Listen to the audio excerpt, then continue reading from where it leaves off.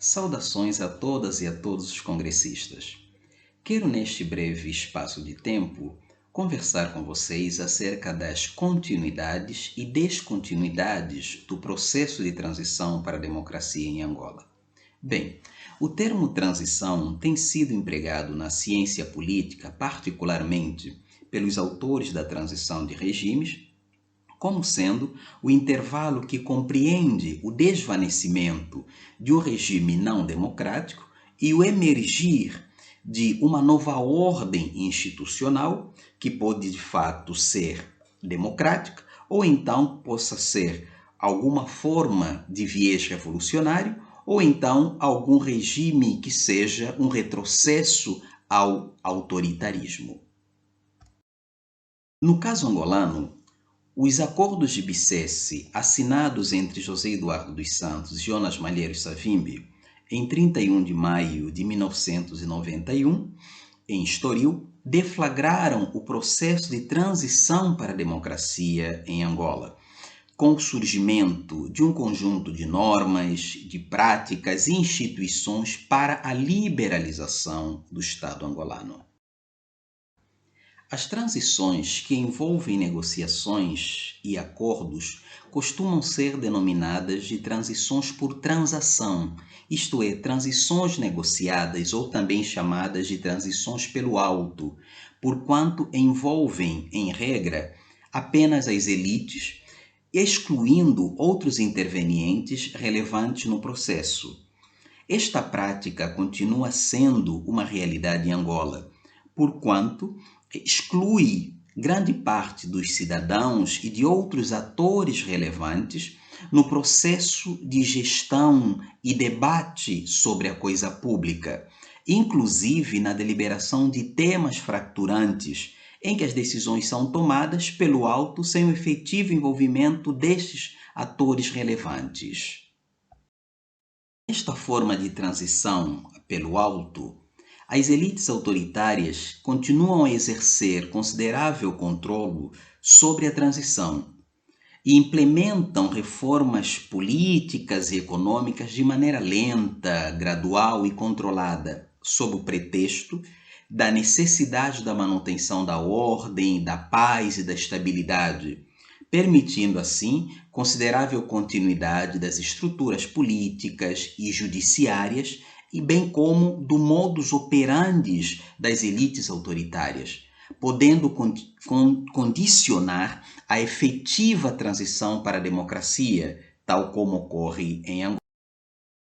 Ademais, a despeito de o governo angolano ter revogado certas normas autoritárias, reestruturado e criado novas instituições, admitido o surgimento de novos meios de comunicação social, novos partidos políticos e aberto o país para a realização de eleições multipartidárias, o modus operandi autoritário e instituições partidarizadas prevalecem, condicionando o país à efetiva democratização. Tal assertiva é manifesta na continuidade do controlo partidarizado da Comissão Nacional Eleitoral e do Tribunal Constitucional, por exemplo, que são instituições responsáveis pelo processo eleitoral, impossibilitando a realização de eleições livres, justas e transparentes, que são requisitos necessários para a democracia. A Comissão Nacional Eleitoral, por exemplo, tem um presidente escolhido em um processo contestado e é responsável pela contratação das empresas responsáveis pela produção do material eleitoral, em um processo cuja transparência tem sido flagrantemente contestada. O Tribunal Constitucional, por sua vez, viu o afastamento do seu presidente e a imposição de uma nova presidente que, de maneira célere, anulou o Congresso da UNITA e legalizou 2 novos partidos sem grande expressão social, cujos presidentes são dissidentes da UNITA. Pesa ainda sobre o Tribunal Constitucional a recusa em legalizar o projeto político para já servir Angola de Abel Chivucovuco. Ou seja, sem pluralismo não é possível se falar em democracia. Por outro lado,